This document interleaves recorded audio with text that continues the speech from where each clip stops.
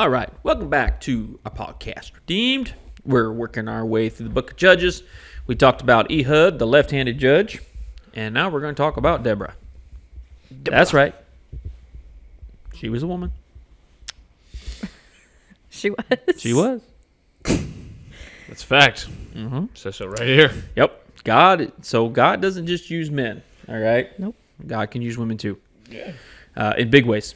Yeah, Matter of fact, it sounds like from what I read here, now Deborah, a prophet, the wife of, I can't even pronounce his name, was Lapidoth. leading Israel at this time. Okay, which I think is kind of cool because there's a lot of women in the Bible, but there's not a lot that are given credit to like leading. Does that make sense? Yep. And so it's kind of cool to see that, God can use whoever he wants. It's a fact. All right. And so at this particular point, he's using Deborah, a prophet. It says so right there, prophet. Mm-hmm. And she's leading Israel, and and it sounds like she kind of has like this court thing that goes on underneath the tree. Yep. Okay, but first of all, let's back up. What's the first sentence we have here? It says, again, the Israelites did evil in the eyes of the Lord. So remember that cycle we're talking about? Well, we're right back to it. Yep. Okay. Yep. And with that being said, the Lord sold him into the hands of Jabin, king of Canaan. Okay? So he's trying to draw the Israelites back to him. Every time. Yep, they fell away from him, so now he's trying to get their attention, sells them back into basically slavery, and once again, it gets to the point where they begin to cry out. Okay? Like All right. 20 years this time.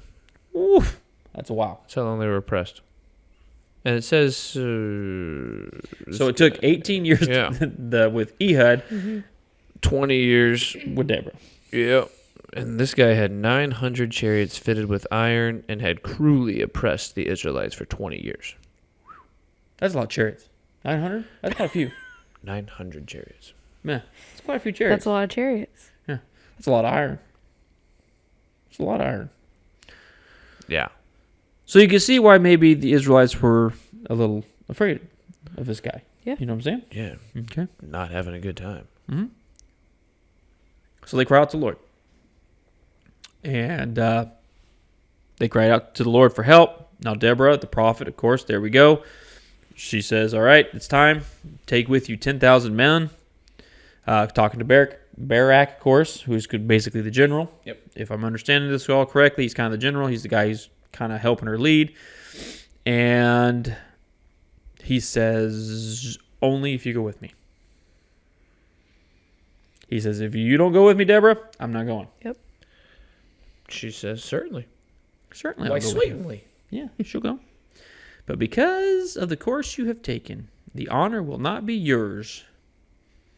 For the Lord will deliver Sisera, that's the enemy general, Yep. into the hands of a woman. Gotta love that. Since you're a sissy and won't go without me. To being a little baby. Yeah. Got him. And I wonder how you felt after that statement. I just want to see his face after. who knows? Maybe he was fine with it. Maybe. I don't know. Yeah. He may have been like, Cool.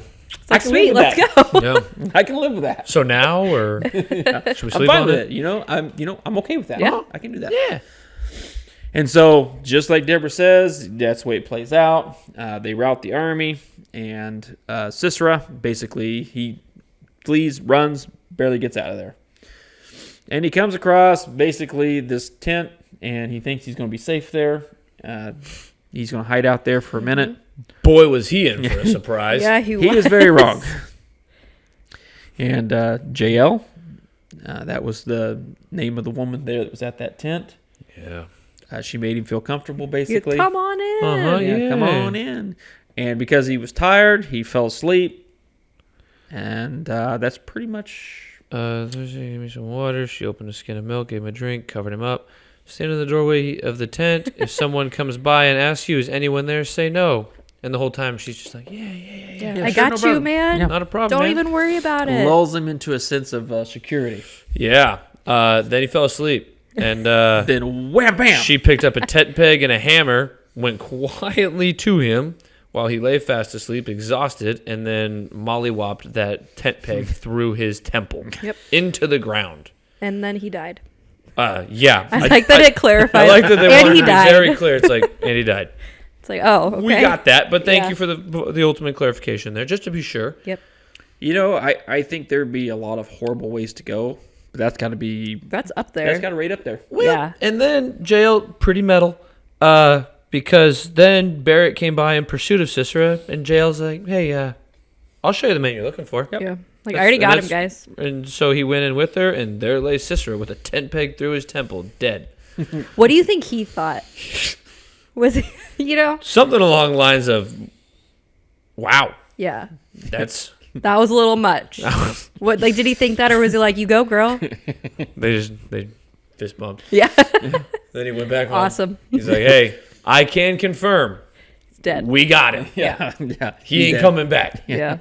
And it says on that day, God subdued Yep. Jabin, king of Canaan, before the Israelites, and the hand of the Israelites pressed harder and harder against Jabin, king of Canaan, until they destroyed him. Yeah. Which I always find that interesting too.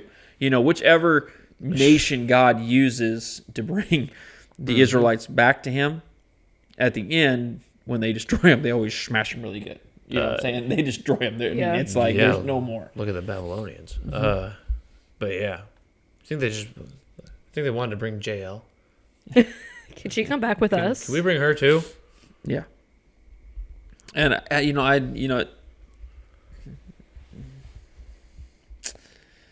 it says, but Jael, Heber's wife. Yeah. She Yeah. was just someone's wife. Yep. And then Sisera. My advice to him is don't make her mad, man. No.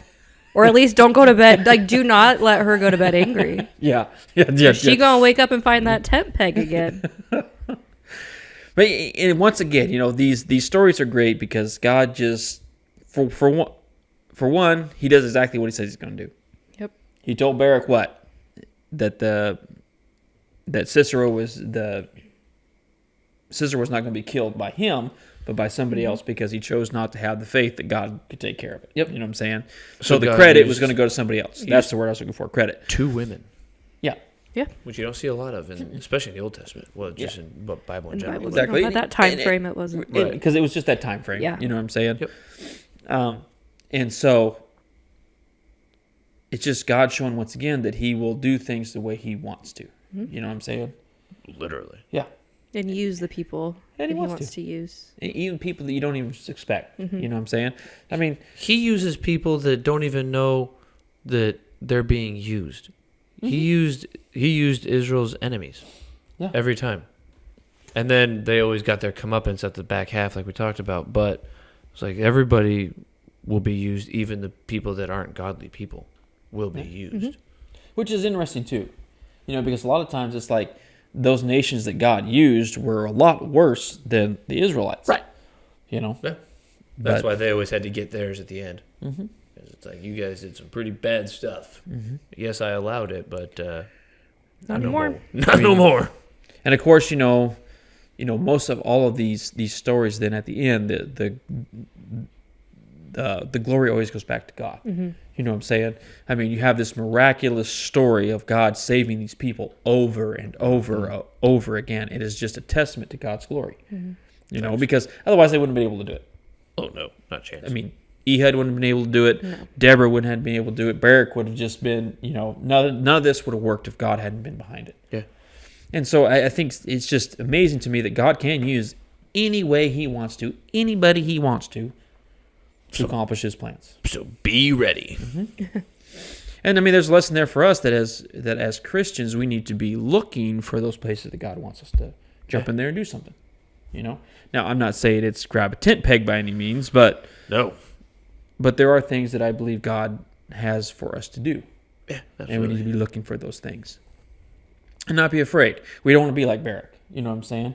God says, hey, I want you to do this. And He says, no, I can't do it unless you do this. No, that's not the way it works. If God says, hey, I want you to do something, we should jump in there and say, okay, Lord, I'll do it because I have faith in you.